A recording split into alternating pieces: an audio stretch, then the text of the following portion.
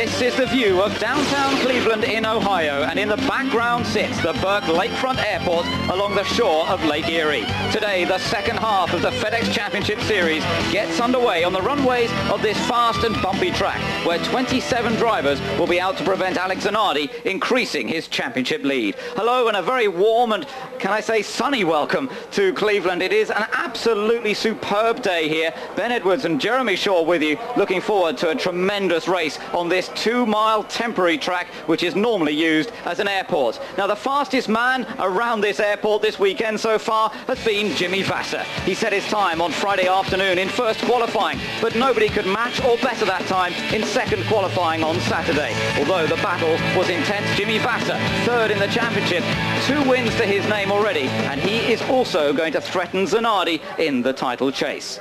Alex Zanardi himself starts on the second row of the grid. He tried hard to match Jimmy Vasser, but he couldn't quite do it. And he starts alongside the man he seems to always spend his life battling with, Brian Herter. So Zanardi and Herter on the second row of the grid. But what of the man who lies down in third place in the championship? Greg Moore, in fact in second place. Greg Moore right down in 12th place. And as at Portland, he's got a lot of work to do. Remember what happened in Portland when Greg Moore started from 14th. This is the view of what happened in that previous round of the championship. Greg Moore starting back on the 7th row of the grid, deciding to try and make up as much ground as possible on that first corner. He tried to do too much too soon. He was across the curve, onto the grass, and soon took out Christian Fittipaldi. This was the view from on board Bobby Rahal. Watch out for the blue and white car launching itself.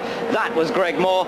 Greg Moore on probation as a result of that incident. So he's got to watch out. He's got to behave himself, and he's going into one of the most notorious first corners here in Cleveland. How does he feel about it? Normally there's a couple of people who have problems going into turn 1, so we just got to make sure that we're not one of them. You know, I made that mistake in Portland and cost us some valuable points in the championship, but you know, really it doesn't weigh on my mind at all now that we're going into this race here.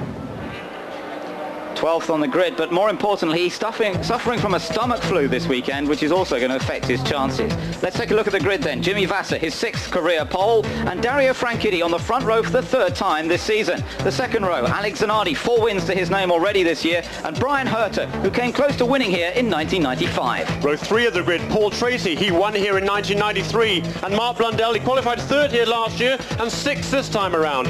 Row 4, Michael Andretti, he's going to be strong this afternoon. He also won in 91, and Mauricio Gujwin is his best qualifying of the year so far. Alonso Jr. on the 5th row of the grid. He won here in 1985 and 1994, and Bobby Rahal won the first ever race on this track back in 1982.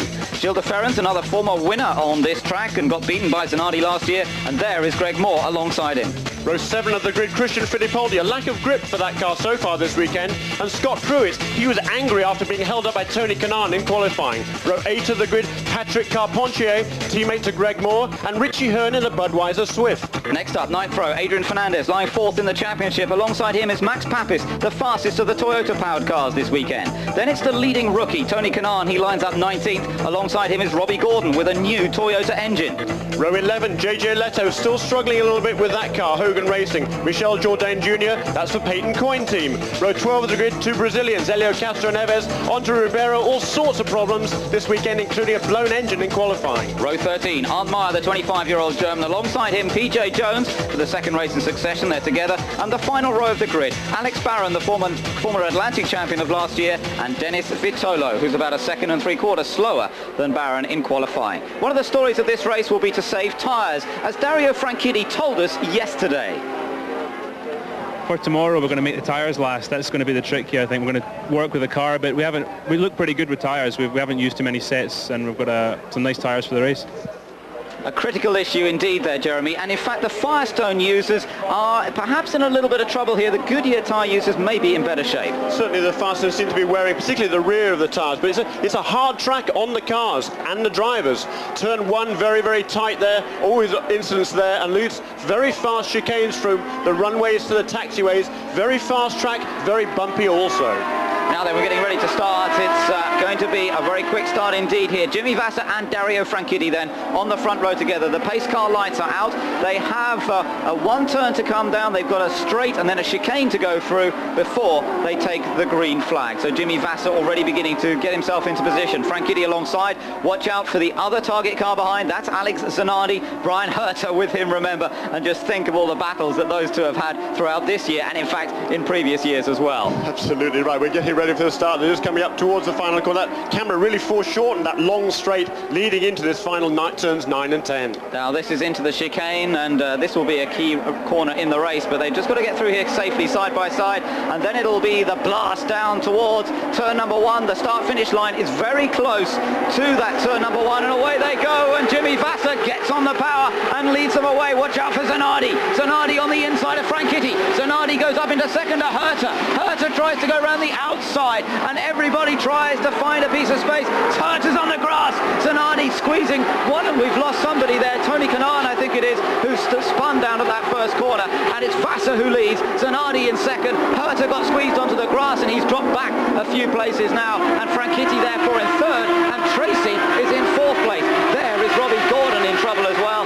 One of the cars we expected to see an incident. In fact, we've done pretty well there, but Robbie Gordon's been left at turn 1. Yeah, Tony Kanaan did get going again at the back of the field, but as you say, Robbie Gordon seems to be dead in the water. That's a brand new Toyota engine, phase 5 engine there for Robbie Gordon, but not going to do him much good today, doesn't it appears. Well, the car doesn't seem to be damaged, and the safety team is down there. They are trying to push the car. I'm actually looking out of our booth here, and he has just got a push start, so with a bit of luck, we won't be having a full course caution. Well, let's hope they're making it round to the end of the first lap already, and Jimmy Vasser and Alex Zanardi, the two teams had 6 victories this season, are already beginning to get away from the two cool green cars. It is in fact Tracy in third and Franchitti in fourth, so an amazingly good start from Paul Tracy. He stayed out of trouble, but he got himself into third. Yeah, he went down the inside of Dario Franchitti. They were 3 abreast really, with Herter on the outside trying to go around the outside of everybody. He did go around the outside of everybody. Unfortunately, he went too wide because he was on the grass there on the exit.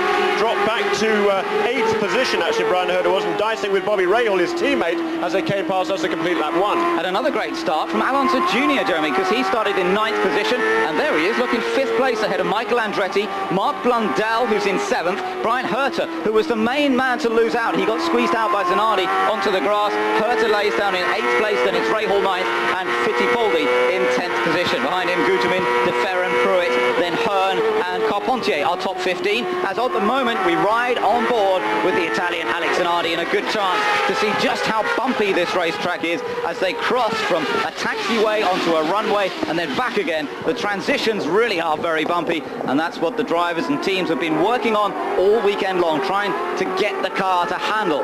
Now, in fact, in the race, they are tending to run the car slightly differently to how they run them in qualifying. They don't want to forsake too much straight line speed, because overtaking here obviously is quite possible, as this man, Alex Zanardi, showed us last year when he fought his way up from 22nd position to take over the lead of the race with some 5 laps to go. Just shows you how possible it is to overtake. But at the moment, it's Jimmy Vasser who's getting away and just opening up that little advantage over Alex Zanardi in 2nd place. Then the 2 Team Green cars, team formation here at the moment. The Ganassi team up front, 1 and 2, then Team Green running 3 and 4, with behind then the first of the Penske's, with Al Unser Jr. in 5th position.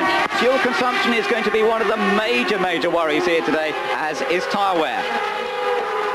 Here, it's all gone wrong for Greg Moore, for Helio Castroneves and for JJ Leto. There may be 1 or 2 others involved. We've just seen an accident which was started out by Greg Moore, believe it or not. Greg had made a bad start. He was down in 17th position. And remember what we told you earlier, he's been suffering this weekend. He's not been well. There is Moore hitting the grass. He spins it coming through turn number 8. Now that's not so bad, but then it's people who come round and collect him. Jourdain collects him. Helio Castroneves went out, and then the big hit from JJ Leto and a very heavy cloud. It's good to see that both drivers are out of their cars. You can see JJ standing beside his car, and that goes a long way to show us, Jeremy, just how strong the front end of these cars are. Very important in this form of racing.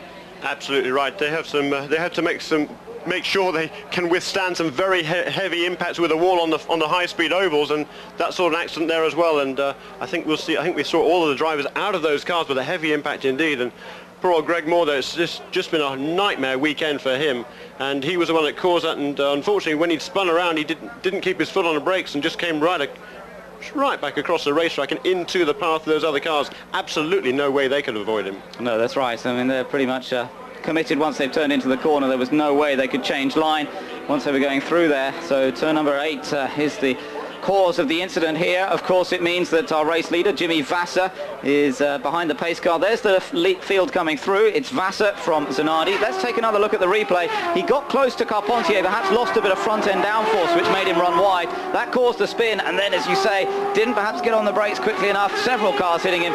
It wouldn't have made any difference to JJ. JJ was with other cars and just basically came round and clouted the front of Moore's machine. Bits of debris all over the place. Look at that front suspension unit there that's been ripped off one of the cars, probably Greg Moore's or perhaps JJ's, and again another angle. He was pretty close to the back of Patrick. I think he just realised he was getting too close. I think he just trying to get out of the throttle, and it's very, very bumpy through that part of the racetrack on that taxiway there between the two runways, and I think he just got away from it, got a little bit wide, and once he put on a wheel on the grass there at 120 miles an hour, he was probably doing, they do as much as 130 through there, but let's say he was doing 120 and got that rear wheel on the grass, and around she went.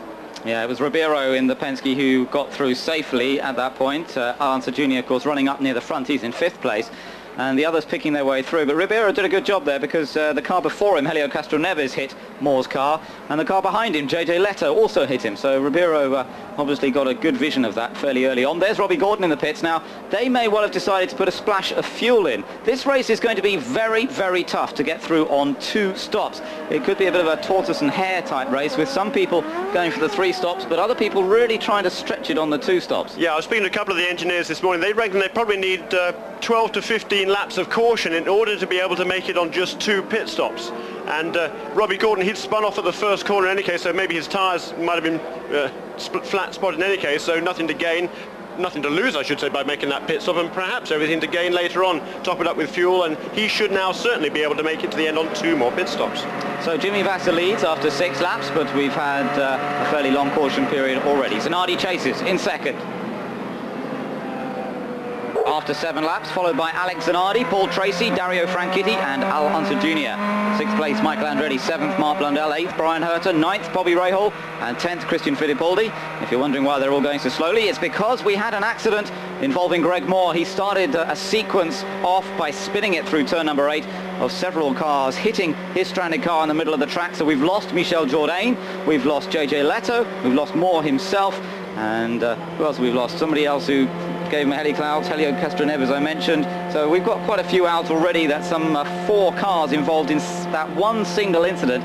And it's a great shame for the likes of JJ and Helio Castroneves, both rookies in the championship, of course. Castroneves running 2nd in the rookie battle. But talking of that rookie battle, Jeremy, the other one, Tony Kanaan, he's doing quite well, isn't he? Certainly is. He had that spin at the first corner, so we rejoined, well, last but one actually, because Robbie Gordon was got going well after Tony Kanaan. But before the incident came out, he'd already passed 5 cars, in actual fact. And then when the incident happened, he also got past Andre Ribeiro. So he's actually up into 18th, which is pretty impressive.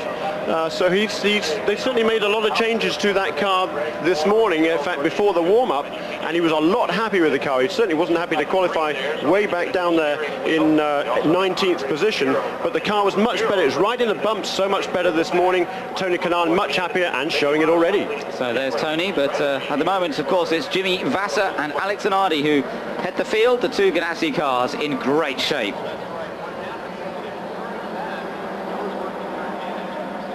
Lead pack with Vasser, Zanardi, then Tracy and Franchitti, then Unser and Andretti. You can see they're just about finished up the clear-up operation after the accident involving Greg Moore with JJ Leto, Michel Jourdain Jr. and Helio Castroneves.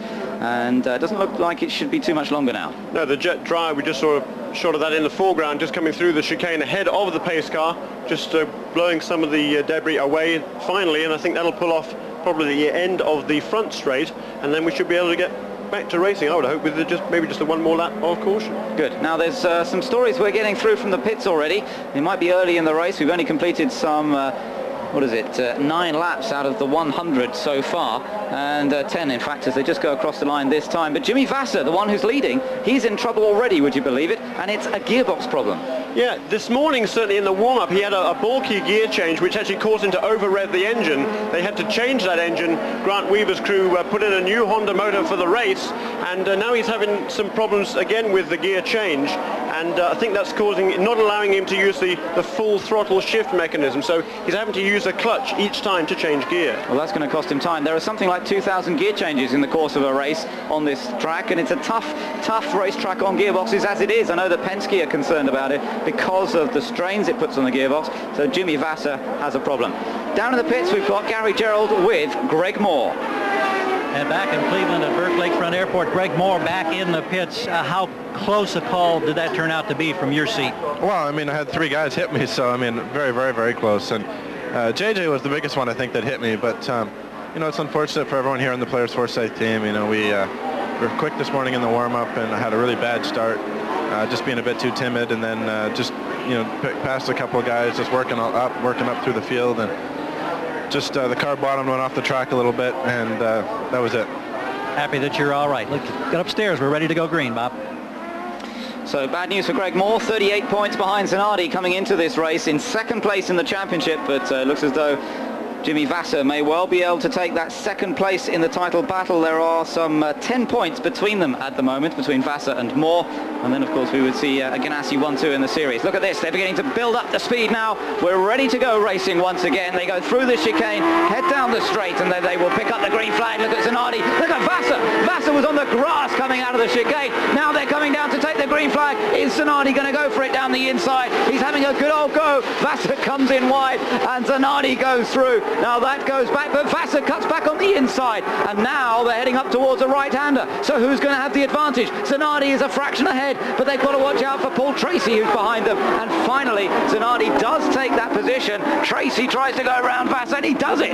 Wow, that was an amazing piece of overtaking from Paul Tracy there. And watch out for Dario Franchitti, who's right in that battle. Vasser comes back. Oh, and Franchitti goes up the inside of both of them. And Tracy goes into second. Franchitti loses out. He goes back to third. Vasser's on the outside. And watch out for Alonso Jr. on the inside. This is just a fantastic racetrack. There's Michael Andretti making a move on Alonso Jr.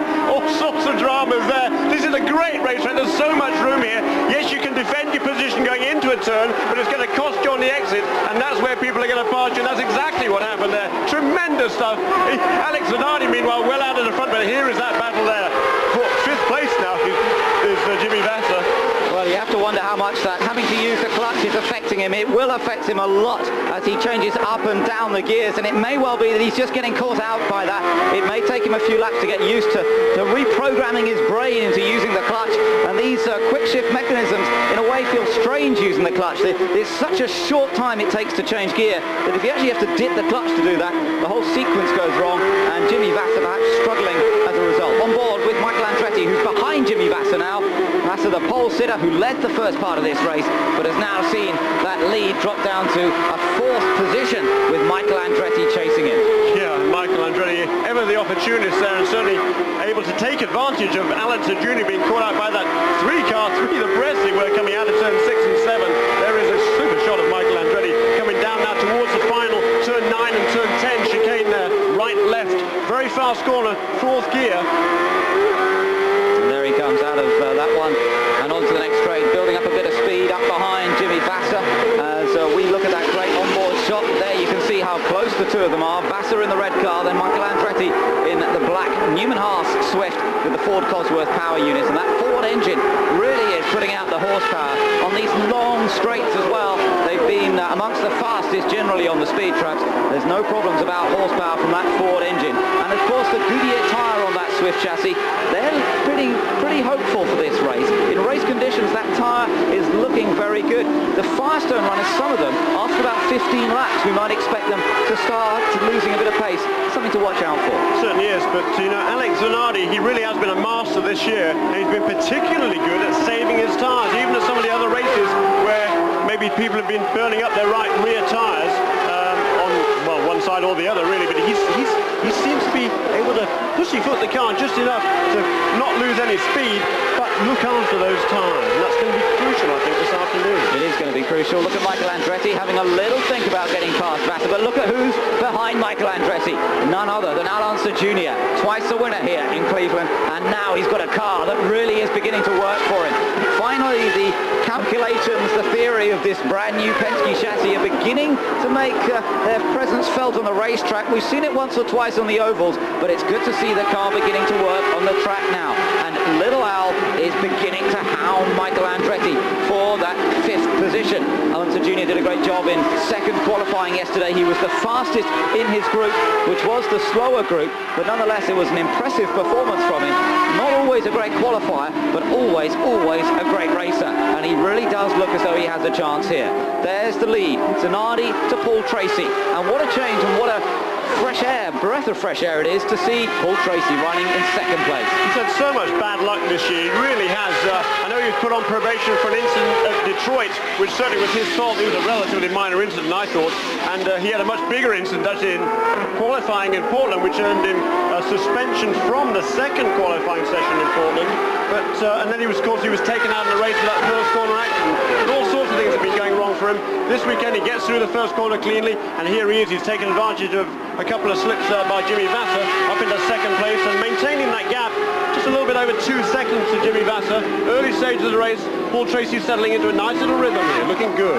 Yes, indeed. He's down in 13th place in the championship. Bit of a surprise to see him so far down. Meanwhile, look at this. Good battle going on between the two Team Ray Hall teammates, Brian Herter and Gilles. In fact, sorry, it's Gilles de Ferran. Yes, it's not Bobby Ray Hall, it's Gilles de Ferran. And he has just got past Christian Fittipaldi by the looks of things. Herter's running 8th, and Gilles de Ferran, who we ride with now, is now into the 9th position, we think. We'll check that as they come past us this time. A good battle going on there. And of course, remember that Gilles de Ferran has led more laps in each of the last 3 races than anyone else. Now, in fact, they're just going past us, and I can see Fittipaldi is actually ahead of these two. So this is, in fact, the battle for 9th place. Brian Herter in the black and white Shell-sponsored car, and Gilles de Ferran right behind him in the Valvoline machine. De Ferran also on the Goodyear tyre with a great record here. A winner here in 1996. Let's see what he can do. There's been all sorts of shuffling back there. Right behind Brian Herter was his teammate Bobby Rahal, but a couple of laps ago he fell back 3 positions, so he's back to 12th now.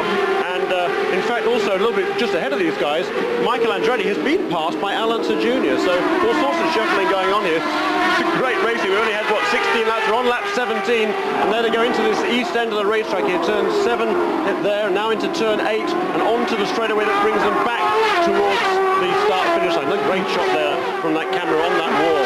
Just caught a quick glimpse of Mark Blundell at the back of the next pack, so ahead of Christian Fittipaldi. Blundell's running in 7th, and this is the strongest showing really from the PacWest team so far this year.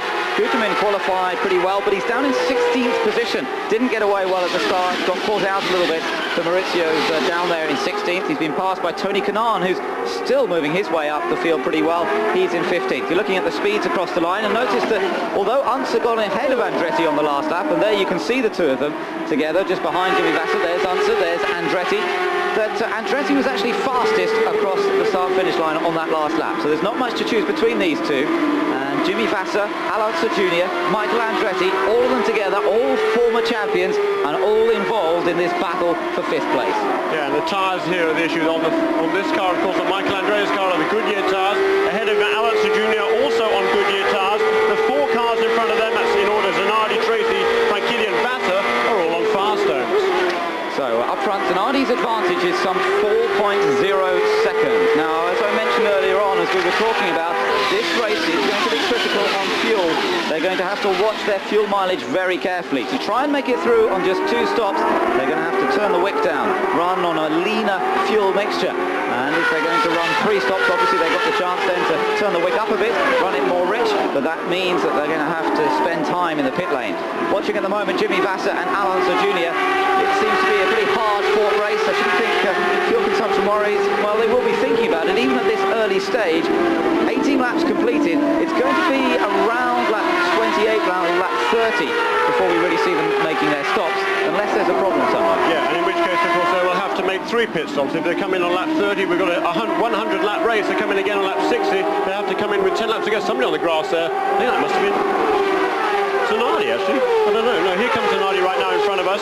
He's pulling away. His lead last time around was 4.4 seconds. He's pulling away about 4/10 a lap over Paul Tracy, and really looking strongly. Here is this great battle over fourth place. There goes Unser to the inside. Alonso Jr. looking to try and take fourth away from Jimmy Vasser, but it doesn't quite work on this occasion, and he's got to keep an eye on his mirrors, because if he loses a bit of momentum, you can bet that Michael Andretti will slip through. And watch out for Mark Blundell, because he's on the back of this group as well, just keeping an eye on things, not ready to challenge, but it's good to see that the car is back on the pace and that he can run with these front runners after what has been such a difficult start to the season. The man who won in Portland and he won in Toronto last year, and of course at the end of the season in Fontana, Blundell's been a long way from the podium this year. On board again with Michael Andretti as he continues that chase of Al Unser Jr.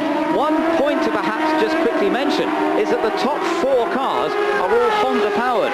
Seems to be going well for them here. Yeah, Honda, Reynard and Faster, and of course that is the combination to have. It has been all season. It has really been for the last couple of years, certainly. 1, 2, 3 Honda was last year in the championship, and Target Chip Ganassi Racing, of course, they won the championship 2 years running. That is the combination to beat. But here's Unser again, look at the inside. This time he goes through. Yes, he's on the inside now. Can Vasser cut back? No, he can't.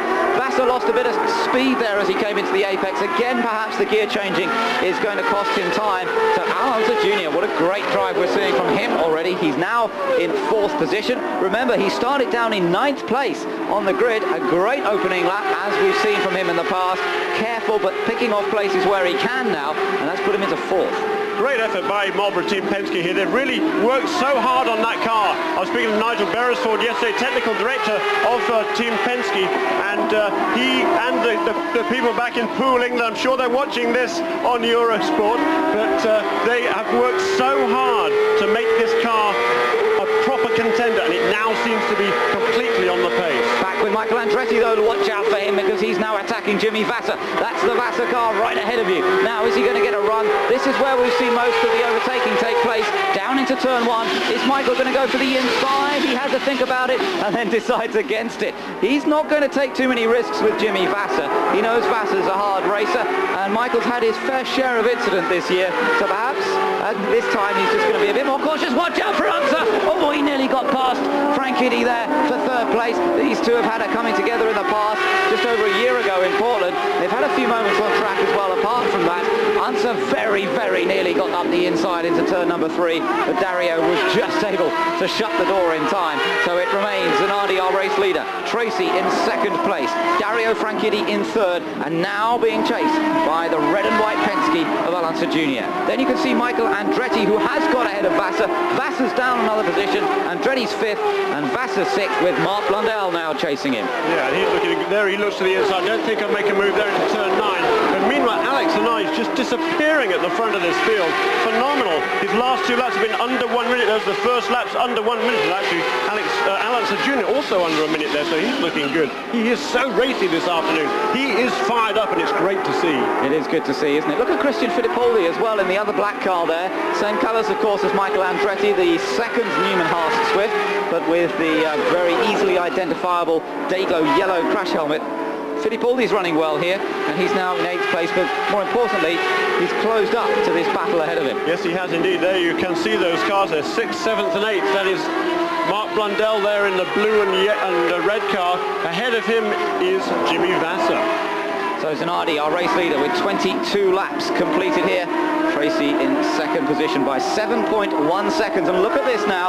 You can see that Zanardi's way out of picture. There's Tracy bearing down on us. Franchitti behind him, and then Al Unser Jr.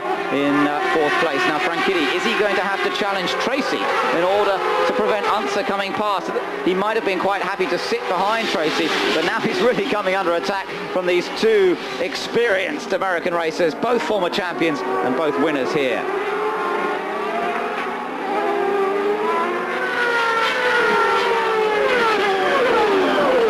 Jr. just keeps the pressure on Franchitti. Doesn't make a move this time, but just keeps the pressure on. And that is critical here. Because of the way this track is so bumpy between the various sections, it's very easy to pressurize a driver into a mistake. Perhaps easier here than it is on some tracks, because, as Dario was saying, if you just hit these bumps a little bit differently on a fractionally different line, it throws the car off completely.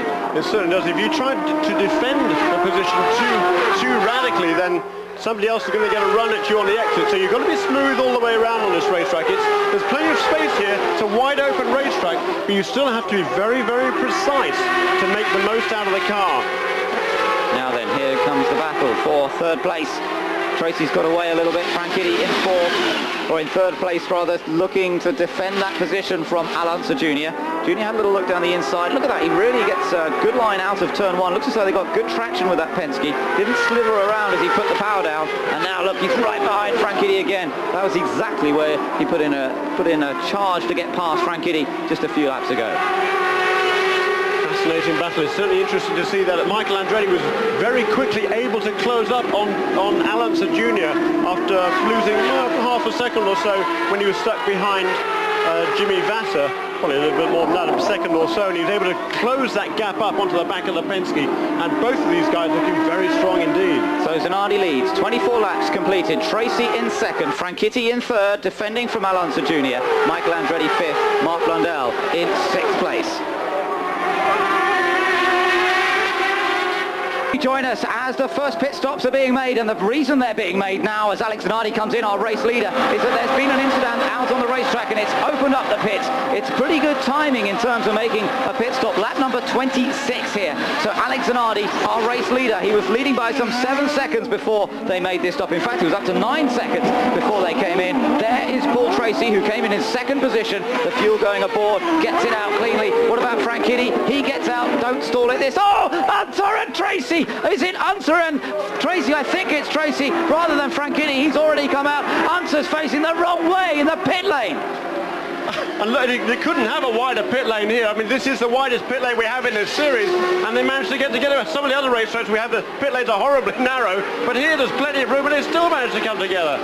Tragedy for Alonso Jr. It's incredible. I mean, Alonso Jr., there he is sitting down at the end. He can do nothing. The engine is stalled. He cannot get it going on his own again, and it was an incident between him and Paul Tracy. Now, they are allowed to race in the pit lane. They might be under yellow conditions. Look at this. Tracy came out so wide, so wide. There was nowhere for little Al to go. And then Tracy came back at him again. Well, what was going on? That was an appalling move by Paul Tracy. I cannot imagine what he was thinking there. I mean, yeah, that was just an insane maneuver by Paul Tracy. I mean, the guy's already on probation.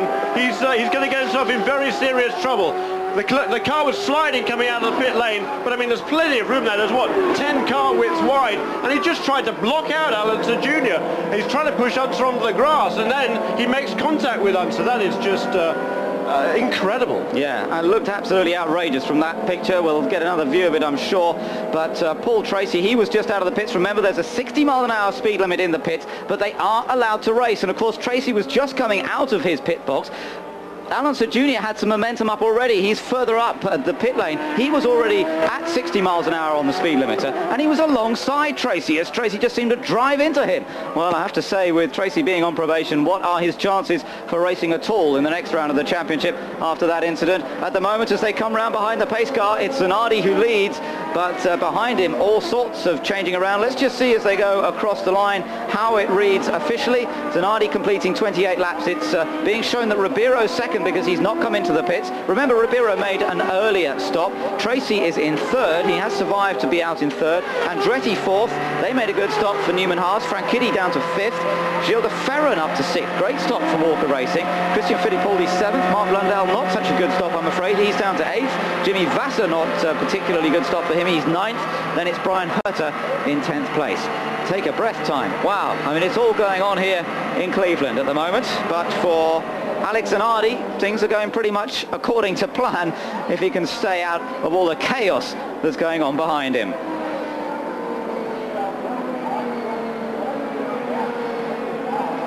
Leader Alex Zanardi, all sorts of fun and games being going on behind him. The incident that caused the caution flag that we're under at the moment involved Maurizio Guterman and Patrick Carpentier. But let's now hear from Roger Penske down in the pits with Gary Gerald. Alonso Jr. with one of his most spirited drives in some time, and now he has to start all over again. Roger Penske, I know you're not happy about this incident. Well, when I looked at it on the monitor, we were clearly by Tracy at least a half a car length. He turned right into Al, which there's no excuse for that. It's unfortunate. We're having a good day, but we got a long way to go, so we got to keep going here. So what do you do at this point? Have you appealed to officials for any kind of punitive action? We asked the officials to take a look at it and see where we are. And what are you telling Al? Because I know he's not happy on that radio. Tell Al to stay cool. We got a long way to go. How about the tires? Tires look good. Yeah, he's putting a positive spin on a situation right now that is not nearly as positive, I think, as Roger's making it sound. The pace car's in. We're going racing again. The green flag is back out, and Alex Zanardi takes the green flag. It's Ribeiro. Remember, Andre Ribeiro in second. Look at the battle for third as Paul Tracy gets past. And further back, the other Newman Haas car goes past the other team, green car. And on the exit, Franchitti has been overtaken by Michael Andretti. So all sorts of stuff going on here. This is great side-by-side racing once again. And the two Newman Haas cars and the two Team Green cars, both side-by-side together. Tremendous stuff. And now he got a great run off that corner. Did Michael Andretti looking to the inside of Andre Ribeiro? No. Doesn't quite work. It was Gilles de Ferran who was the other one who got past Franchitti. So Gilles de Ferran's made an excellent restart. So it all changed again, except for Zanardi. There in second place, Andre Ribeiro, who made an earlier pit stop on a different strategy to the others now. Michael Andretti, here he is in third place. So this is a great storming drive from Michael Andretti. He'll be quite relieved to have seen the problems for Alonso Jr., of course. And Alonso Jr. is down now, of course, right at the back of the field in 19th position as a result of that incident with Paul Tracy. So Paul Tracy is now in fourth place. Christian Fittipaldi is in fifth position. And then behind Fittipaldi, it's Gilles de Ferran, as Michael Andretti gets very close to the back of the Penske ahead of him. Gilles de Ferran sixth, Franchitti seventh, Blundell is in eighth, then Vassar ninth, Herta 10th, followed by Pruitt, Ray Hall, Richie Hearn, Adrian Fernandez, and Max Papis. But Alonso Jr., in fact, already up to 16th on this last lap. So watch out for little Al, a racer if ever there was one, and he's trying to make up some of that lost ground.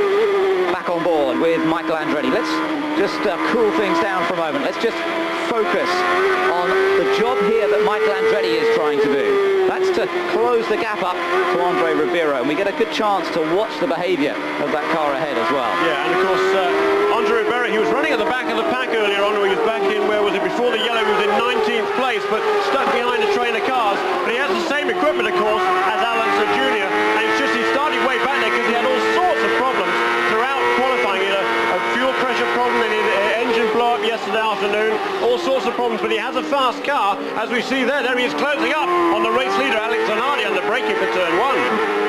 Yeah, this is the view just briefly there from Alex Zanardi. Last lap, a 60.4 from Zanardi and a 60.4 from Ribeiro. Zanardi's not getting away after this restart. Tyres are a bit more worn now, and the Goodyear tyres on the Penske and the whole Penske machine really working well as Ribeiro holds on to second position. Andretti then in third place, just about half a second behind Ribeiro, and then Paul Tracy, Christian Fittipaldi, Gilles de Ferran and Dario Franchitti are top 7 places. So for Zanardi, things not quite so easy to pull away as perhaps in the early stage. Let's just sit back a moment and watch and listen to this.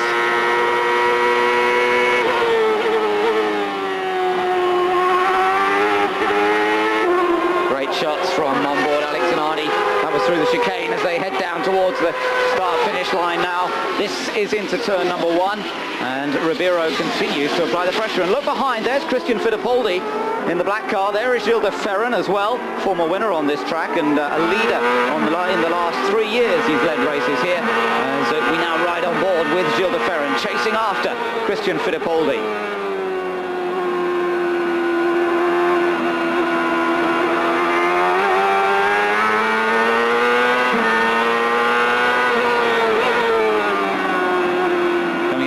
The top end of the circuit now, the east end of the track, up through turns 5, 6 and then 7, and Gilles was telling me yesterday this is all very, very careful on throttle and brakes, a little bit of left foot braking just to balance the car up through there, not much more than that. Now the blast building up to a speed of 180 miles an hour as they come down here. Some pretty impressive lap times being done by the leaders. Very impressive indeed. Andre Ribeiro is sticking like glue to Alex Zanardi. Even looks there to there was a feint to the inside. He wasn't really trying to pass him, but certainly Alex Zanardi knows that this Penske is behind him, and Andre Ribeiro is flying along now. He's really going well, and it's good to see. He's had so much bad luck this season, and you know, funnily enough, this was a this race last year turned around his season as well. Last year, of course, he drove for Tasman Motorsports. They had the Lola chassis, which really wasn't working at all. For this race last year, he switched to a Reynard and was fast. He didn't have a particularly good race. He made a few mistakes, but certainly that was what turned his season around. He had some good runs thereafter, and here he is right now, chasing after Alex Zanardi and really looking strong.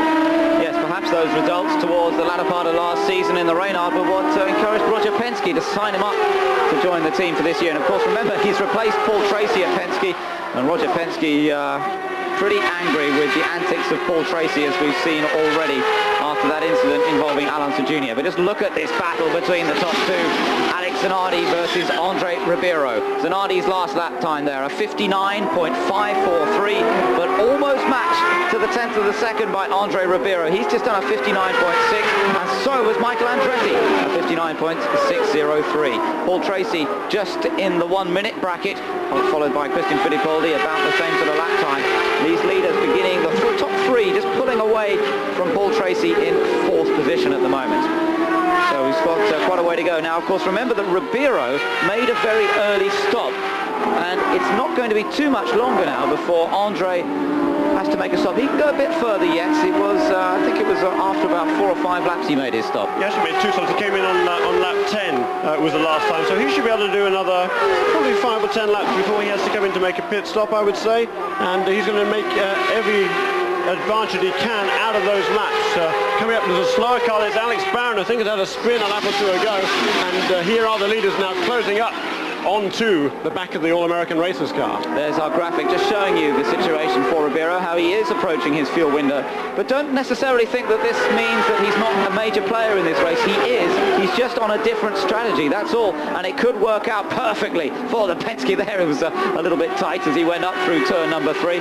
But it could well fall into his hands, depending how the rest of this race pans out.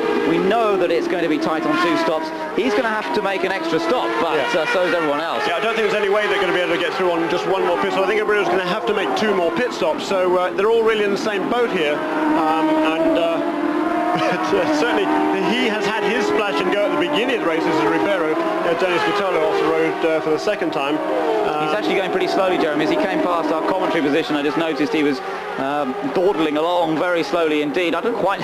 he's driven onto the grass and he's driven back off it again. So quite what he's doing there, I don't know. And he's got to watch out because the leaders are going to come up to him any moment. I can see him going up the backstretch, up into turn number 3. He's going ever so slowly. And I just hope that he's not going to get in the way of these 2 leaders who are catching up to him fairly quickly. Hopefully, though, there'll be plenty of space. Nice wide track here as Alex Zanardi just stays in front of Andre Ribeiro. Lap number 40 at the moment, 39 laps completed, and Zanardi still with this tiny advantage over Andre Ribeiro, who's driving absolutely brilliantly here and just staying with the championship leader, showing that this Penske car really can work in race conditions. Perhaps they haven't got a handle on it in qualifying, but in race conditions it really looks good. Now, we've just heard a very interesting piece of news. Paul Tracy has been given the black flag, and there's no great surprise in that. It's because of the incident involving Alonso Jr., and it sounds as though he's going to have to make a stop penalty for 10 seconds and then be allowed back out again. Yeah, unjustifiable risk apparently is the call there by Chief Steward Wally Dallenbach, and normally when you get a penalty for a regular infraction, you have a drive-through penalty. Just come into the pits, have to keep to the 60-mile-an-hour speed limit, but just drive through the pits and go on again. Paul Tracy, however, he's going to put in the penalty box for an extra 10 seconds, so that'll cost him a lot of ground.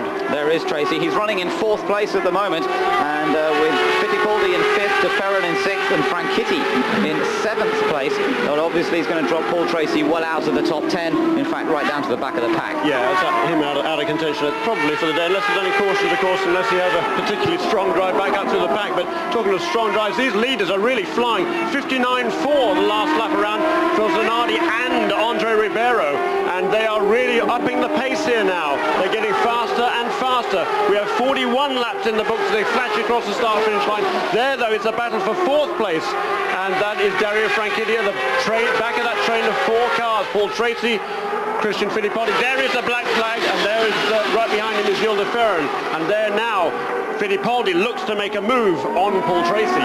He won't have to. Next time around, I think we'll see Tracy into the pit lane. Let's hope this time there's no shenanigans.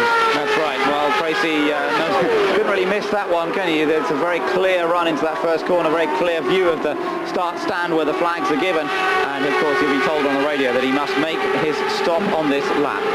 Race control, apparently, though, say that they black flagged him last time. We didn't see that on our screens, but they say they black flagged in the previous lap and he didn't come in. So he's going to get himself into even more trouble here. Speechless, frankly, Ben. It's astonishing. I know Barry Green will have been on. He'll have been arguing the toss on that call, trying to get the call rescinded, perhaps. That's his job as a team manager, team owner, but I don't think it's going to happen.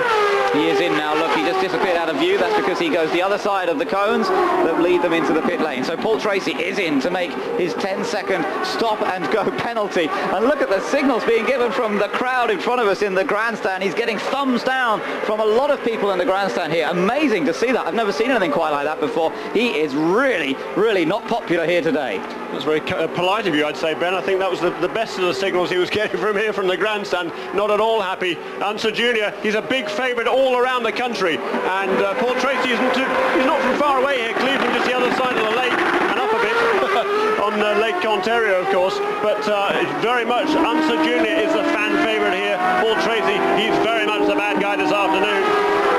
Let me tell you where Unser Jr. is. He's actually, look at Ribeiro, by the way. Ribeiro's got to make his stop now. He's just on target to make his stop. We're on lap number 42. So he's done something like 32 laps on that tank of fuel. So that's a pretty good run from Ribeiro, especially at that high pace as well. Very impressive performance. So this is a scheduled fuel and tyre stop for Andre Ribeiro. This will, of course, drop him down the order. But remember, it'll all turn around again once everybody else makes their stops. They're all on a similar strategy. Out comes Ribeiro then. Clean stop from the Penske team. One of the best teams in the pit lane for that sort of work. And Ribeiro gets away very, very cleanly indeed. Rejoins the track and just checking to see where he comes up on our screen. We'll check that round. He's in 15th place as he joins on there. There is Robbie Gordon just joining, coming around that turn one. Ribeiro gets past him, so that actually puts him in 16th position. So Ribeiro rejoins in 16th place.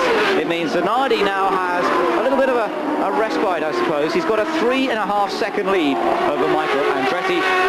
But that, of course, may all change as Ribeiro gets into his swing and everybody else makes their stops. Look at Gordon. He goes past on his nicely warmed up tyres, and Ribeiro sensibly doesn't fight against it. Really, he's got to get the tyre temperature up first, and the Goodyear tyres perhaps just taking a lap or two. You can see the back end of the car sliding around quite a lot, and that's because of the cold tyres. It will take him a lap or so to get decent tyre temperature. They're just flashing through the picture with Patrick Carpentier. He was involved in an incident earlier, but he is still out there. He's in 16th position. And if you've only just joined us, let me tell you that we've lost Greg Moore from this race. He went out in an accident earlier on when he spun and got hit by JJ Leto, by Michel Jourdain Jr. and by Helio Castroneves. And in fact, all four of them are therefore out of this race already. Alex Zanardi has led pretty much from the beginning. Jimmy Vasser was our early race leader, but then he has suffered some gearbox problems, and Vasser is down in 11th place at the moment. And the other car we're keeping an eye on is this one, Unser Jr. He was up into 4th place earlier on in this race, and in fact got up into 3rd place before the pit stops, but then he was hit by Paul Tracy as they came out of the pit, and Unser finds himself up into 10th place now, so he really is making progress. Yeah, just past Jimmy Vasser, and really getting a move on here. Next in his sights will be Bobby Rahal, and he's got plenty of fight. There's about a 100-yard gap between himself and Bobby Rahal. I fancy that gap is going to come down pretty sharply. Yes, and let's keep an eye on his lap times as well. A 59.5 from Al Unser Jr. Bettered by only one driver on that last lap, and that was Michael Andretti, who's done a 59.372. So Michael Andretti going well. He's just 3.5 seconds, as I say, behind Alex Zanardi. Zanardi in the lead, Michael Andretti, there he is, in 2nd position. That last lap, the fastest of everybody, 59.372, and now he continues this chase of the Italian up front. Goodyear tyres versus Firestone tyres. But remember, Firestone really have had the benefit of the best results this year. All the pole positions have gone Firestone's way. Most of the race victories, not all. Of course, Michael won the opening race of the championship at Homestead. Let's just concentrate on this on-board picture for a moment.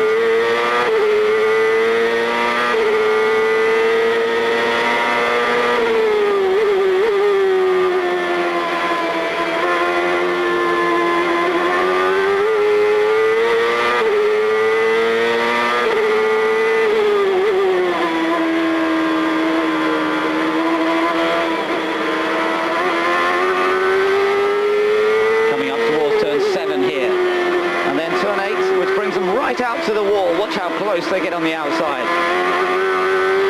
And now they're back down the longest straight, building up into 6th gear and 180 miles an hour. And that's Michael Andretti at work in the office, trying to close up the gap to race leader Alex Zanardi. Isn't that wonderful? Tremendous to watch. I just love being on board with these drivers around, particularly around this sort of racetrack. You can clearly see the drivers have to work pretty hard. You can see the car. There he is, locking up that inside right front brake, under braking there, but gets back on the power, comes down the corner pretty smoothly, and up through the gears again. This sequential shift pattern, you see him just pulling back there on the lever. Second gear as it comes out, 3rd, 4th, 5th and 6th. Down a couple there for turn 3 and 4, and tremendous onboard cameras on this CART Texaco Havilland Swift Ford Cosworth and Goodyear tyres, of course. And there's the view from another onboard camera, but this is with race leader Alex Zanardi. The yellow car you're looking at, don't worry about him in terms of position, because that is Arndt Meyer in the Lola, and Meyer at the moment is running in 21st position, running reasonably well at the moment. He actually had a stop and go penalty after his first round of pit stops, which is why he's so far back. That's why he fell way back from the pack. Before that he'd been running moderately well. On board now with Richie Hearn. He's down in 13th position. His nearest opponent is Adrian Fernandez, but Fernandez is about 3 seconds up the road from Richie. This, of course, another Swift chassis, same kind of chassis that Michael Andretti and Christian Fittipaldi are driving, but this one is on Firestone tyres, and we've seen some great results from Richie, qualifying 4th in Detroit, some solid performances, Detroit and Rio for that matter. Here at Cleveland it doesn't seem to be going quite so well, and look, he's come into the pit as Hearn comes in. Pappas we saw would go him past, and Richie Hearn decides to make a stop on lap number 49. Looks as though it should be a normal scheduled stop, although there's a little shake of the head there from Richie. What is it, the valve? Yeah. Stay in. Listening to the radio there, and he's asking what the problem is. They're obviously getting a telemetry reading that there's something wrong with the engine. Yeah, is it a valve? I think Richie asked there of the race engineer Steve Conover, and certainly seems to be an engine problem there of some sort for Richie Hearn. Shame. On board with Bobby Rahal now with this low-mounted camera on the nose cone of his car. Bobby's running in 9th position, and his car next up on the road is Mark Blundell. Right behind Bobby Rahal now is Alan Jr., who's trying to make a run on him as we're coming up down towards turn 1 now. Unser Jr. looking to the inside, but there goes Rahal to take the apex there, so no move that time for Alan Jr. Again, you can listen and hear those gear changes, the engine working hard, revving up to about 15,000 revs per minute, perhaps even a little more. People are saying the Honda engine revving even more than 15,000 revs per minute, and that's where the red line is set. Of course, there's a rev limiter to stop them over-revving as they accelerate up through the gears. Doesn't stop them over-revving on the down change. Let's hear now from Paul Tracy's T-Mone and Barry Green. I mean, everyone's got the same responsibility in the pit lane. There's hundreds of cars around. Al Jr. should get the same penalty if there's a penalty. Al Jr.'s responsibility is to back off as well. You know, these chief stewards, I don't know where they're going. They need a free focus on what this is all about. There's cars all around him. Paul did a great job. Needs to be 2 penalties if there's any penalty. Is there any recourse for you in the course of this race now? We've just got to stay focused here. We're still in the race. We'll get a yellow. We'll get back up there. We've got Dario up there doing real well. So we just got to get focused, get back to business. Guys, I don't know that I have ever seen that much emotion in the heat of one of these competitions from Barry Green. Yeah, very defensive Barry Green, and certainly going on the offensive perhaps as a result of that incident. Well, I can only presume that Barry hasn't yet seen the replay of that on the television, because I think when he does, he'll see that Paul Tracy literally drove towards the outside of the track and left Unser no room at all.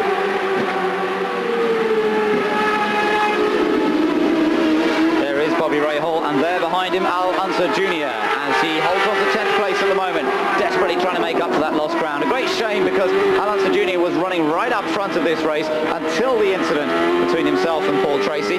Now, from this onboard camera, of course, we can't see whether Al Unser Jr. is lining up Bobby Rahal for a pass. It is quite possible. Both are winners here on this Burke Lakefront track. It is a very popular track with the drivers, and the group you're looking at the moment, headed by Brian Herter, he's in 6th position. Scott Pruitt then is in 7th place in the Vistion car, and suitably enough we go aboard. Scott Pruitt, there we are, 7th place for him, and you're looking back at the nose cone of Mark Blundell. He must be so relieved to be able to run in company with these other top 10 drivers. He's had such a tough season this year, and the only results he's picked up are really by staying in the race. The car's been uncompetitive here at Cleveland. It does look as though Pac West have found the answer, and Mark himself was telling us yesterday most of the answer seems to come in the shock absorbers. It looks as though the damper program that Pac West had, they're building their own dampers. It seemed to go astray somewhere along the line. They've switched dampers and now using the Öhlins units that are used by many of the other teams, and suddenly they seem to have turned the performance around. Certainly do, and not before time as well.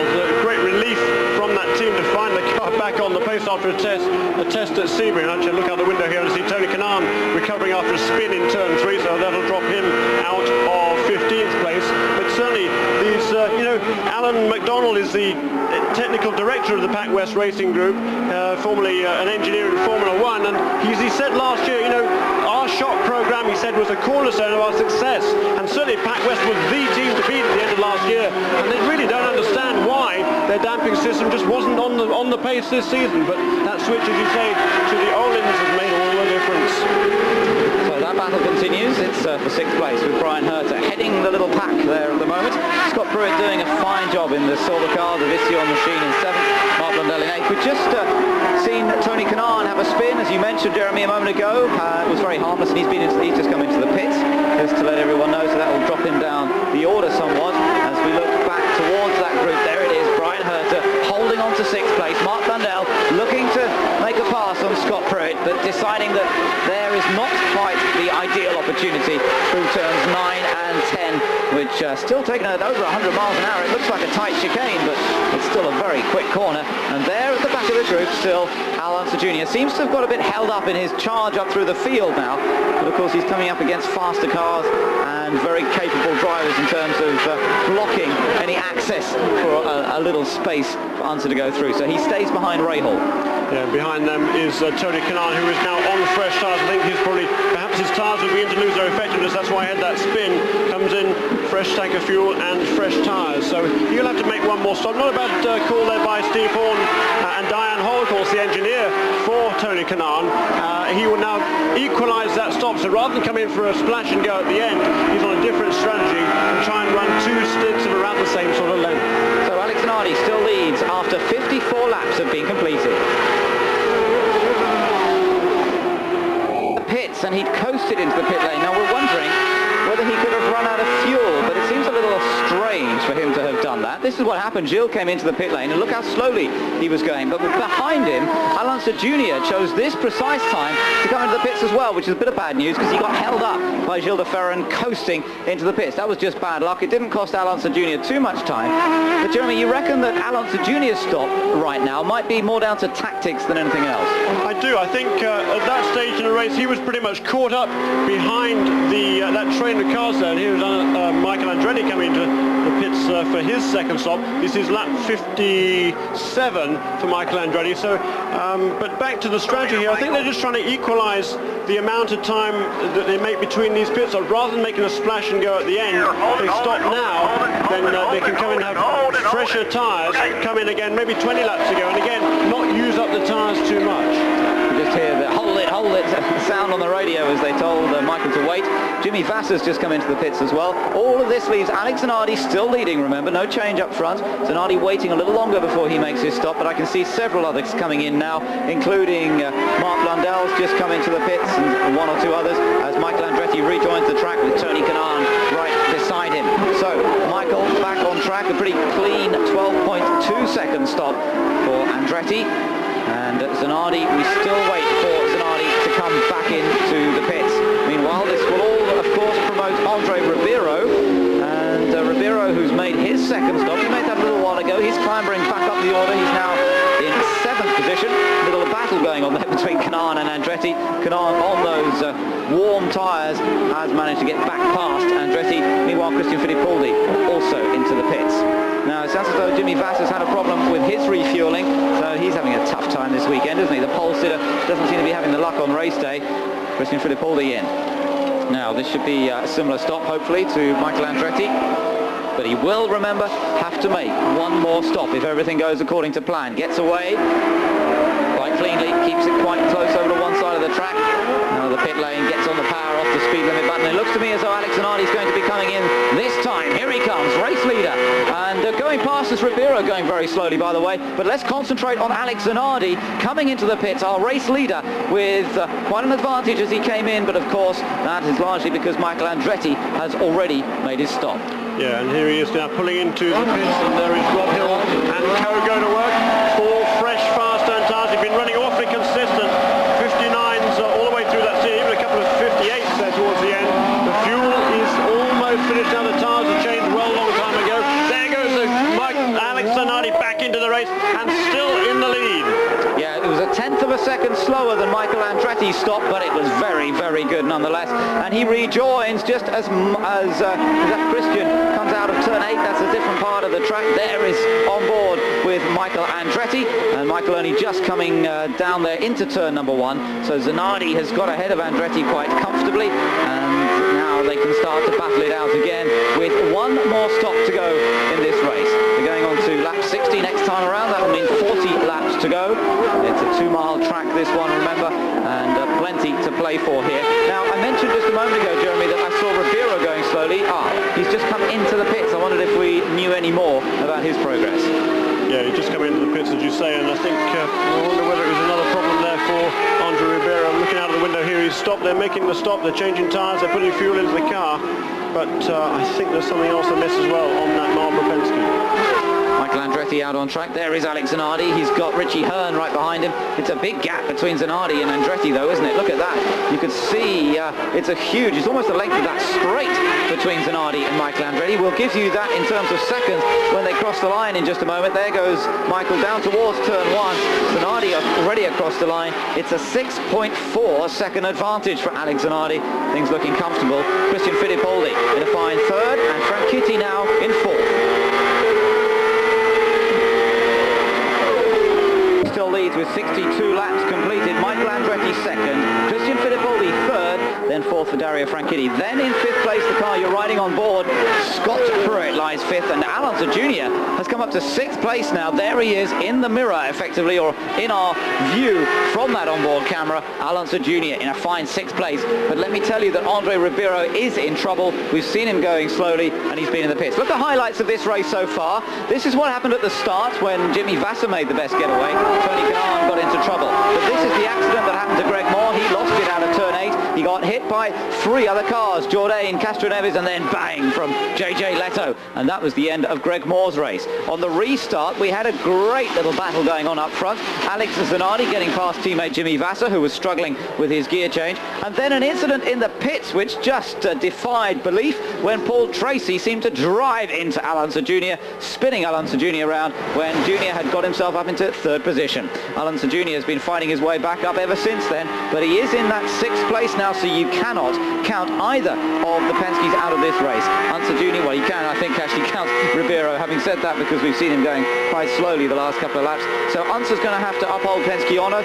In 6th place, he's doing a fine job. Brian Herter is in 7th place. You're looking at the list of cars that have gone out in this one so far. Robbie Gordon also out, Dennis Vitolo, and then the 4 cars that were involved in the accident with Greg Moore. For the moment, though, Zanardi is having an untroubled time up front. There's been a lot of talk about Alex Zanardi this weekend, Jeremy, in terms of where he might be driving next year.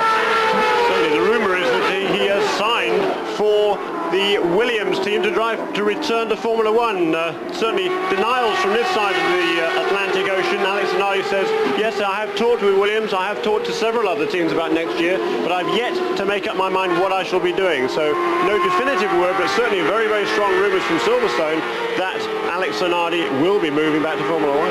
Well, we'll have to keep an eye on that story. It will no doubt develop over the next month or so when most of the driver changes, at least in Formula One, will be made, and that will have a knock-on effect over here. But Zanardi, who can of course command a very, very good salary over here in the United States, will be very anxious to make sure that he can get a good salary if he goes back to Formula One and get into a team that can potentially win races, if not next year, and perhaps the year after or the year after that. Alex Zanardi that certainly has proved to be the class of the field over here over the last season or two. Very, very impressive drive here last year, and right now he's doing the job up front again. Michael Andretti is 4.6 seconds behind in second place. Christian Fittipaldi is 17.9 seconds behind Zanardi now. Franchitti is just a second behind Fittipaldi, so Dario's still in with a shout at getting past the other Newman Haas Swift. Scott Pruitt in fifth, and then Al Unser Jr. still holding on to that sixth place, but the gap between Zanardi and Al Unser Jr. is sixth, some 26 seconds. Let's go aboard Michael Andretti once again. That is one of the All-American Races cars, I think, in front of Michael Andretti. Lap car's already actually 2 laps down. I think that will be the car of PJ Jones. And no problem there for Michael Andretti. Sweeps past cleanly before the final turns 9 and turns 10. Out now onto the start-finish straight. This will be 66 laps in the books for Michael Andretti as he crosses the line there. And the lap around was just over a minute, so he held up a little bit on that lap, and as was actually Alex Zanardi. Yeah, 60.0 for Zanardi, 60.4 for Michael Andretti. Let's just sit back for a moment again and enjoy the onboard ride with Michael.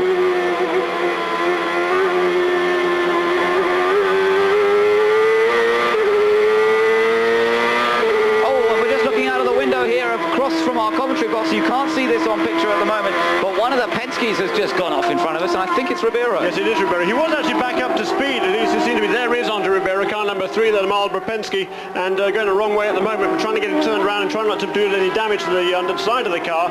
Finds a clean spot on the racetrack, gets back onto the road, pulls over sensibly out of the way, let some other cars, faster cars go past on his right, and now tucked in again behind Max Pappas. So Ribeiro there, you can see he has damaged that left front wing end plate, and no surprise really bumping across the grass doesn't do it much good. Of course they run that, oh look, and bits and pieces coming out. It's actually broken away now from that front fin, so let's hope that that doesn't get ingested by the side pods of some of the cars following around behind. That could cause some problems, but it obviously is turning into a bad day for Andre Ribeiro. Teammate Al Unser Jr. still in 6th place. There are the bits being hit by somebody or other as they come through turn number 1. One of the cool cars, I think, there might have been, not quite sure which, could well have been the 27 car of Dario Franchitti, but see that damage there to the left front of Ribeiro's car, and the full course yellow is out. Well, there's an interesting situation. Of course, yellow because of the debris on the track, presumably, and they feel that that's a bit dangerous for cars to be running over it. Tyres, that could cause problem. The pit lane's open and Alex Zanardi comes in. Now then, Jeremy, lap number 67? 67, 68. Can they make it? Yes, they can. They should be able to do 32 laps. A couple of laps, the caution there will be. It'll be fairly marginal, but 30 laps should be no problem, and they will be able to go full throttle to the finish. And here is Alex Zanardi's stop. Of course, what he's been a master at this year is getting in and out of the pits, and on that first pit stop, he extended his margin by a couple of seconds over Michael Andretti, 8.9 seconds. A little bit quicker, of course, because he didn't need a full tank of fuel. He came in last on lap 43, so he'd only done 25 laps on that tank of fuel, so did not need a full tank, and that few seconds will save him on that pit stop. Andre Ribeiro in now, and it looks as though that's pretty much the end of his race. They're not even bothering to change the nose cone. Of course, they have procedures for changing the nose cone rapidly. We see them practicing them over the weekend, often up at some ungodly hour to get their pit stop practice in, but they're not even bothering there, and the end of the day for Ribeiro. Everyone else making their pit stops, and this could of course see a bit of a shuffle in race order at the moment, as Christian Fittipaldi being shown as our race leader, but I think just about everyone will come in. Yeah, except for Christian Fittipaldi. For some reason he did not come into the pits, and that is why he is now in the lead of this race. So that's an interesting piece of strategy by Newman Haas, and I wonder whether they're using him as the guinea pig to try and get in the way of Zanardi, so Andretti maybe can make a move. We'll see as this plays out. But Zanardi is our clear leader at the moment.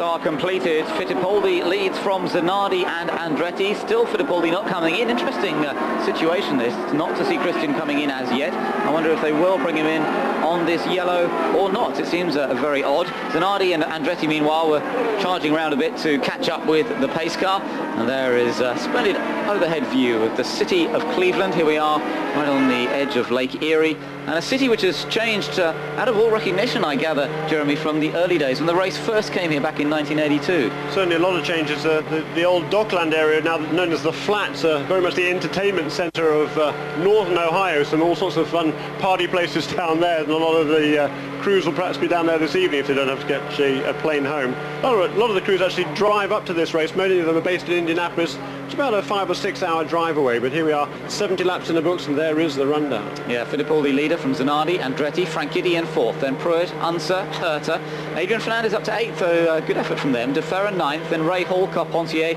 Vass is struggling today. Blundell's dropped down to 13th with pit stop combinations which have not gone right. Papis 14th, and then Paul Tracy in 15th place. Then it's Tony Kanaan, Arndt Meyer, PJ Jones, Alex Barron and Mauricio Guterman all still running. Ribeiro is out. Hearn is still running, although he's 4 laps down. And then we're into the list of retirements. Robbie Gordon, Dennis Vitolo, Greg Moore, Michel Jourdain, Helio Castroneves and JJ Leto. That's our 28-car field, and that's what's been happening to them today.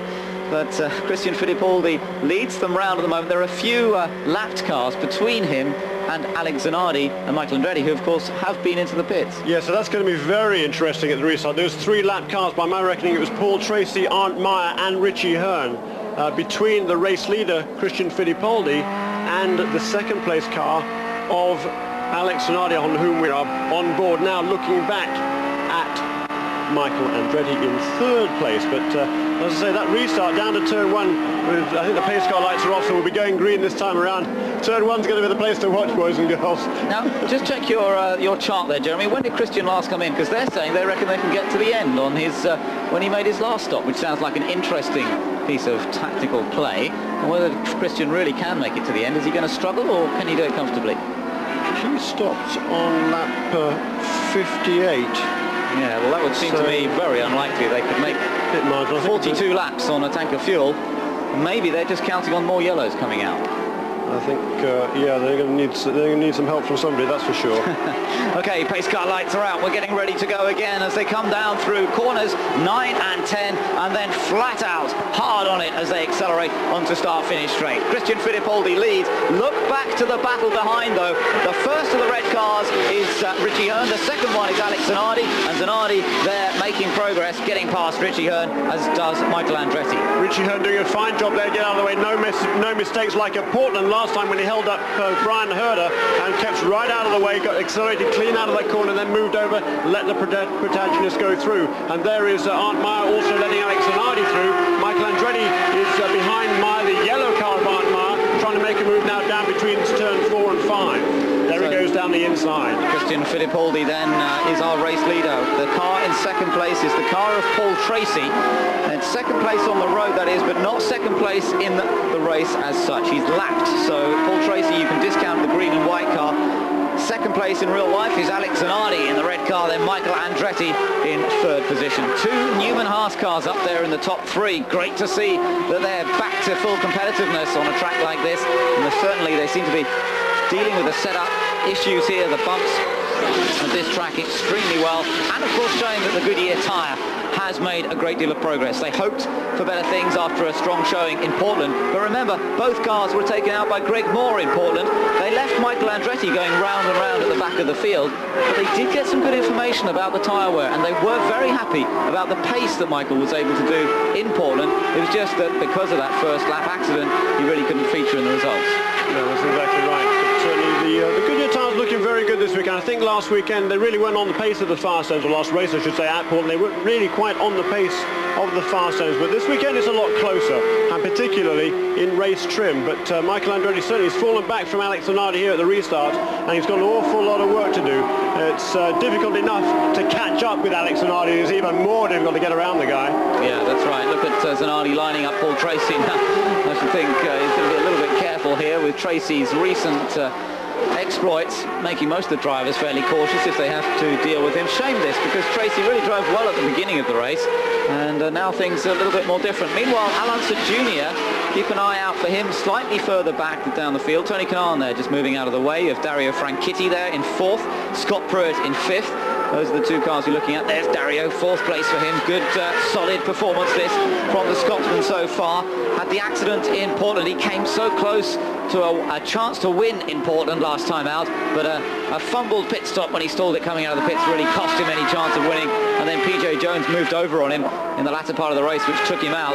But Franchitti, who's been on the podium already this year, that second place finish in Long Beach, that's his best result of the season so far. He's had a couple of fourth place finishes as well, Milwaukee and Detroit, and Franchitti lying in fourth position here again today. But with the prospect that Christian Fittipaldi may have to, well, really, we think will have to make another stop if it stays green flag all the way to the end of the race. So could be a possible podium finish there for Franchitti if he can hold on to his current position.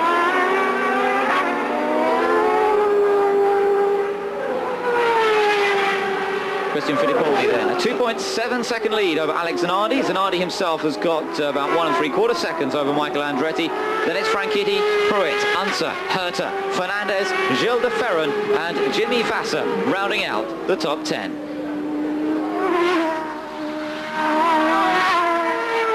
So great shots from on board with Michael, and there you can see a little more clearly perhaps from the camera situated around the track just how close Franchitti is to the back of that car, and really in with a chance of passing in the remaining 14 laps, getting closer again as they go up through turns 5 and 6. Michael Andretti, meanwhile, he's losing more than half a second a lap to the second place car of Alex Zanardi, and ahead of them, about 3 seconds up the road from Zanardi, is his own teammate Christian Fittipaldi. Of course, has got he's almost through that tank of fuel. We'll see how much of the fuel he has left. But there is Michael Andretti. There's heavy braking there down the 4th gear for turns 9 and 10 onto the start-finish straight.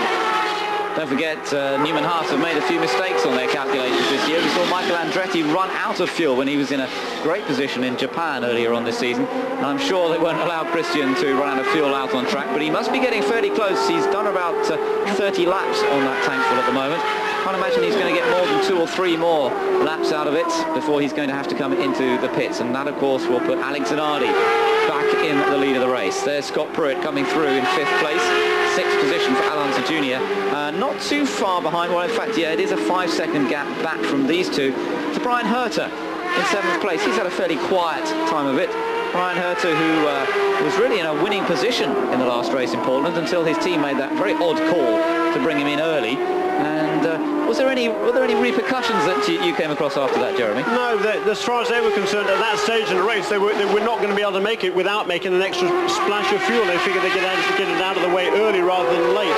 As it turned out, of course, that wasn't the case, but he was able to lean it off and get, most of the other teams were able to lean off their fuel mixture and make it to the end with only 2 pit stops. But certainly a minor miscalculation there. But you know, they have to make a snap decision, the teams, in that sort of instance. You only have a few seconds to make the call whether or not to come into the pits.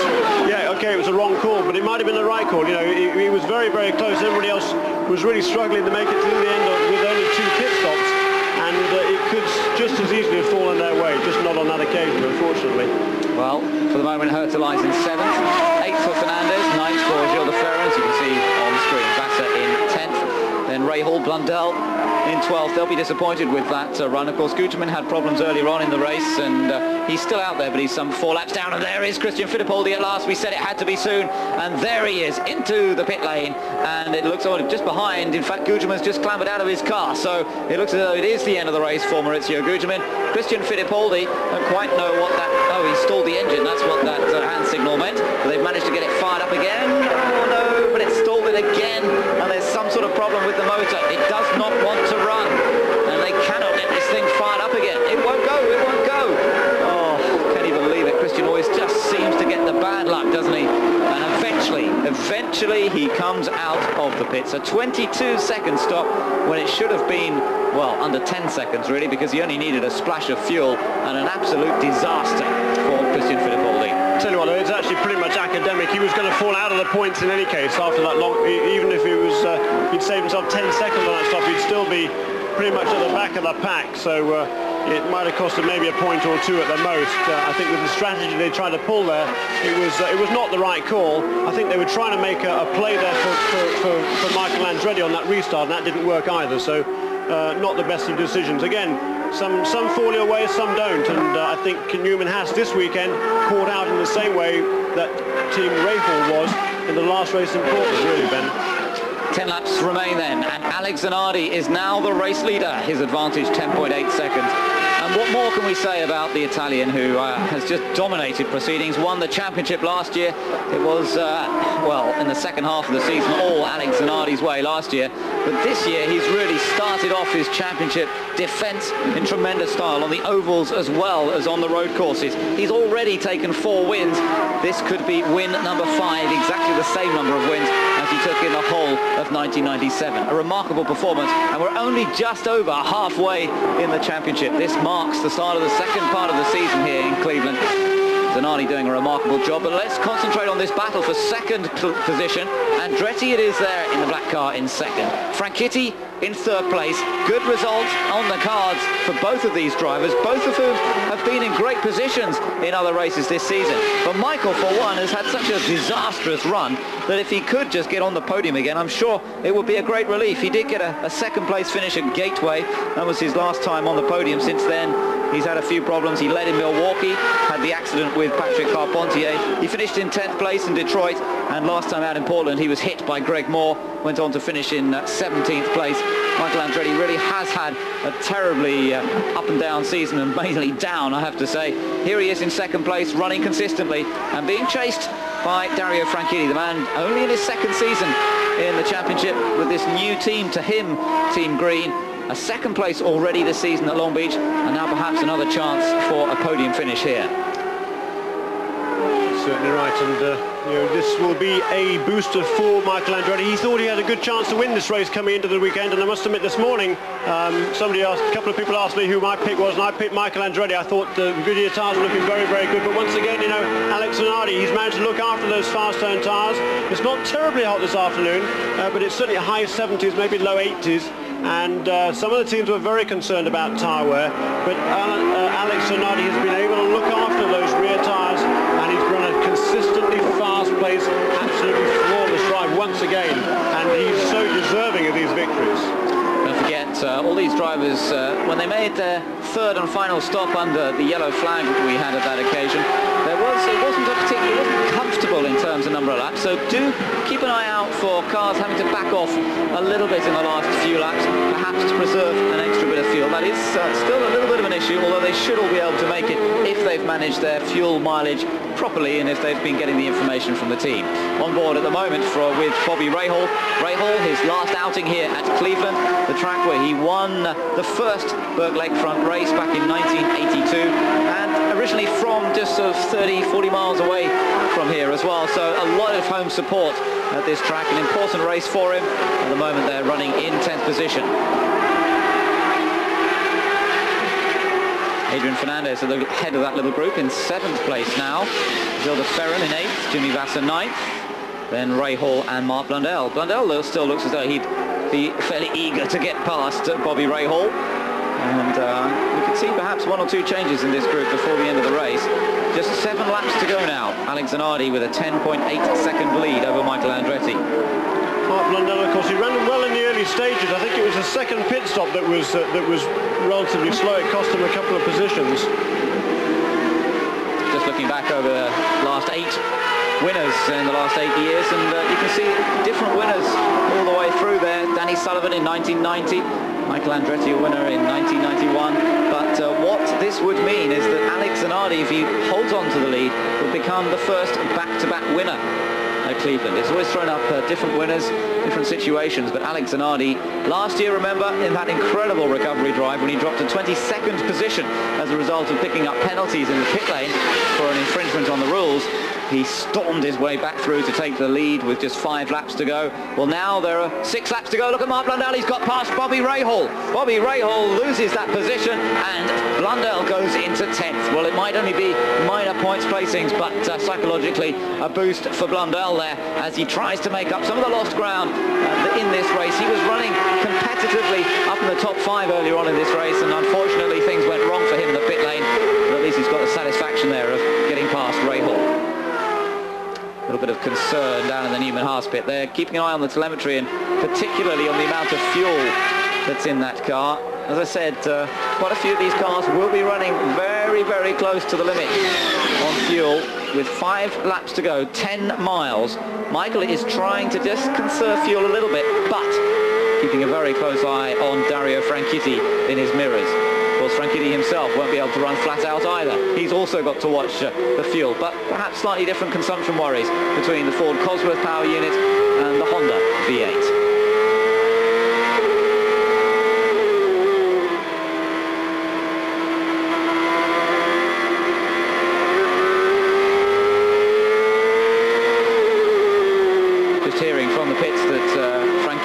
Team Green are informing him that he can just richen up his mixture a bit. He's in pretty good shape on fuel, and it could mean that we're in for a grandstand finish in this battle for second position.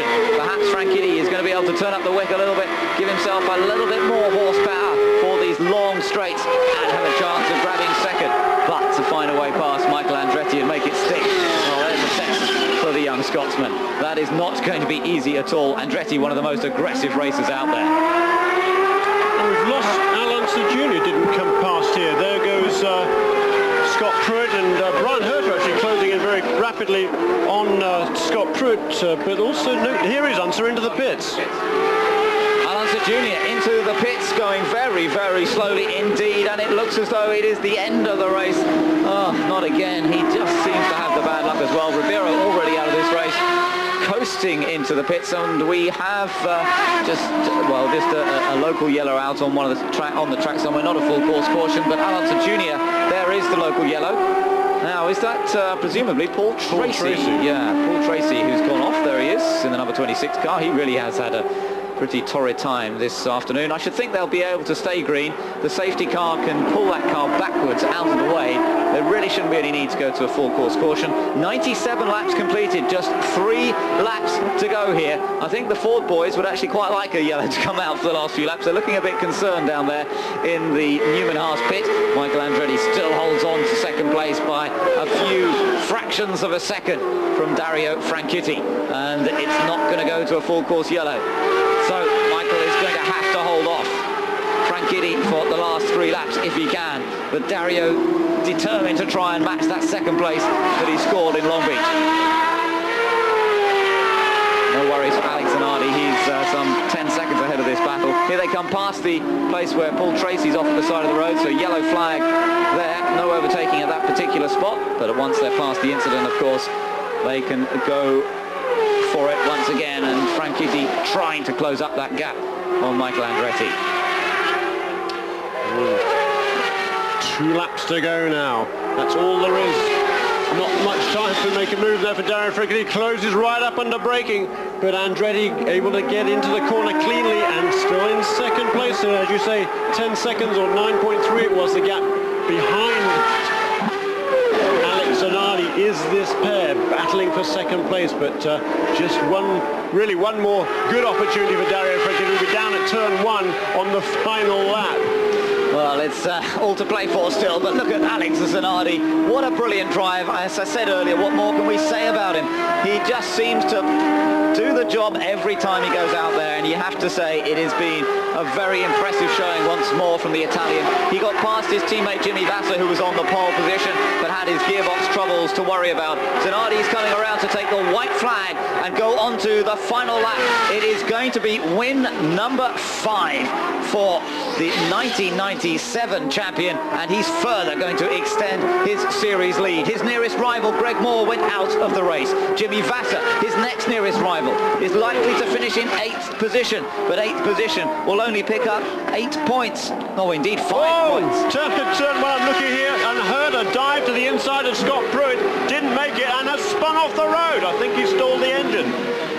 So Brian Herter in trouble on this final lap. We're concentrating on the race leader, the man who's going to further extend his points lead. It was 38 points his advantage over Greg Moore coming into this race. It'll be 59 points with him having led the most laps over Greg Moore after this race. And although Jimmy Vasser will score 5 points, that'll put Vasser still just behind Greg Moore. Alex Zanardi is heading towards a massive championship lead as he comes through to take the 5th win of the season and the 7th win of the year for Team Target. It Ganassi, a brilliant performance from Alex Zanardi. He does it again. The battle for second place is coming across the line, but it is Michael Andretti who takes second, Frank Kitty who takes third. You just saw a glimpse there of Brian Herter, as Jeremy mentioned, who spun on the going on to that last lap. So it's Scott Pruitt who comes through in fourth position. Brian Herter is not going to finish in the top 10. It means that Adrian Fernandez should come through. There he goes in fifth position. We can just see him crossing the line.